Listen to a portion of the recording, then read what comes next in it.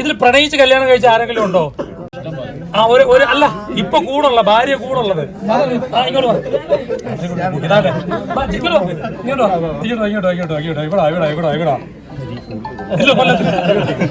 ഇങ്ങോട്ട് ശരിക്കും ഈ സിനിമ കണ്ടപ്പോ മൊബൈൽ അറിയാം, ഈ സിനിമ കണ്ടപ്പം നിങ്ങളുടെ ഒരു ഏജ് വെച്ചിട്ട് പഴയ പ്രണയമാണ്, കത്തുകൾ കൊടുക്കുന്ന പ്രണയമാണ്.